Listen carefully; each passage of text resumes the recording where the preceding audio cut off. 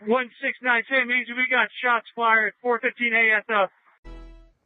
The parent company of the Mandalay Bay Hotel in Vegas has now released the videos of Stephen Paddock in those days before the deadliest mass shooting in U.S. history. Now, they show him standing close to the bellhops as they delivered numerous bags full of, well, we know what they were now, weapons and ammunition.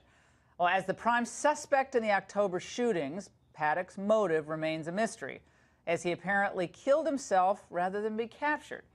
But let's ask the experts what the videos might reveal. Randy Sutton is a retired Las Vegas, police officer, and Aaron Cohen is a security and counterterror specialist. Great to see both of you. Randy, let's start with you. And I want to go piece by piece, if we could, through the video, because I think it's really important for us to get very specific and advance the analysis here as we do it. Now, first, we're watching Stephen Paddock checking in, which is the video we've been calling for months, at the Mandalay Bay front desk. Let's watch it. Yeah, so we can see him checking in. You guys have both watched it. What should we be looking for here? Well, what we're seeing here is, he's a high roller. He's a heavy gambler, and he's checking in at the VIP desk, which is affording him. He doesn't have to stand in line like other people, so it's a very expedited process. And since they know him very well, he's just putting his name in there, getting there all the credit card stuff situated, and he's on his way. And let's move on to the next piece of video, and this is with the bellboy and all the luggage. These are big bags, and he's bending over to fix his pants. Now, why is that in any way relevant, Aaron?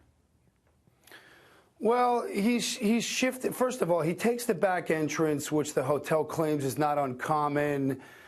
Taking a service elevator. I've never brought bags into a hotel in Vegas and gone through the service elevator. So obviously that's an advantage. And pardon me while I look at the footage as I'm explaining what's going on here. There's a second-long delay. His body language, his hand is in his pocket. His legs are crossed, which means he's trying to block out any type of nervousness. He's got one hand up right now. It just looks like he's generally uncomfortable right now. He's fidgeting with his face. He's touching his face. That's not uncommon with a behavioral red flag with somebody who's trying to cover something.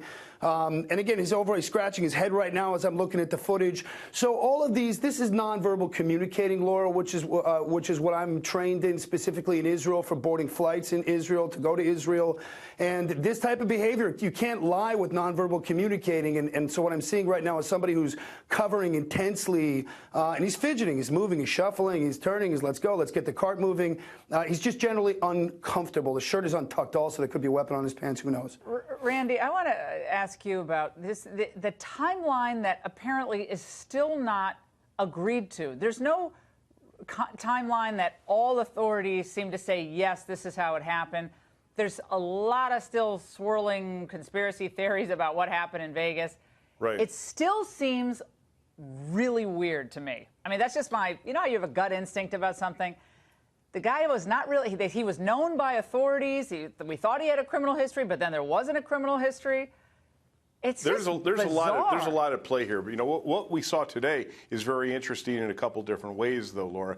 This is the first time that we've been given the access to actually see him engaged in his daily activities while he was staying at the hotel. Now, you got to ask yourself, what's the timing? Why is this happening now? And I think it's very interesting that the hotel finally decided to give up this footage to a major news source. And what's the reason for that? Is it because there is so much in play here with people, espousing conspiracy theories, that finally, if you look at this, there's finally something that we can actually, as being interested in this subject, we're finally getting to see something here.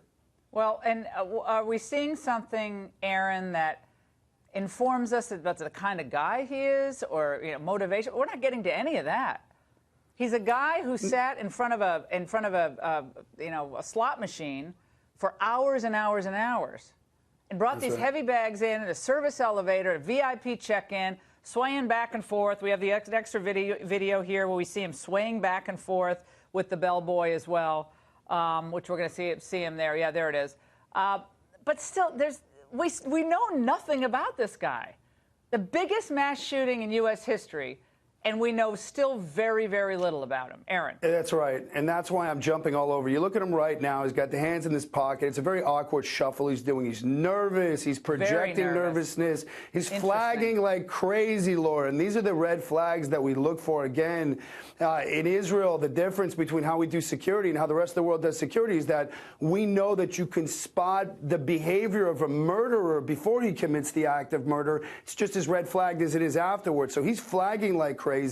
And it's not the Mandalay-based fault. They're not trained in this. No one here in this country is really trained to do this, except for certain aspects of the FBI for their profiling and certain portions of Border Patrol, which is getting better. But we don't know anything about this guy. It's a complete mystery. I understand all the conspiracy. To go to Randy's piece, and I've known Randy for a while.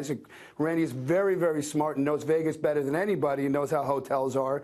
I think that obviously the hotel put out the video to cover their butts. They want to get it out there and say, look, exactly. We can't. The hotel's basically, to me, what it's saying is, guys, you look at the evidence here and you look at this guy and you can see just as we can that he's just a normal guy. He's gambling. He's checking in. But once you start cracking this thing open, Laura, it's how do we use this video and this body language to prevent it from happening? Yeah. Correct. Aaron, and 20 bags is crazy going upstairs. To you.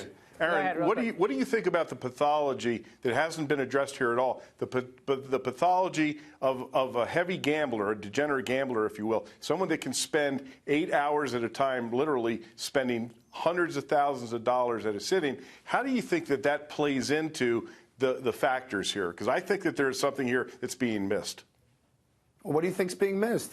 That's my Israeli answer. Where are you going? Where are you leaning? I think that the pathology of the degenerate gambler, it plays a role in the way we should be looking at this man as a suspect. Well, they're socially isolated. They sit in front of a machine. I mean, you could say that about a lot of people sit in front of video games, but not everybody sits in front of a machine.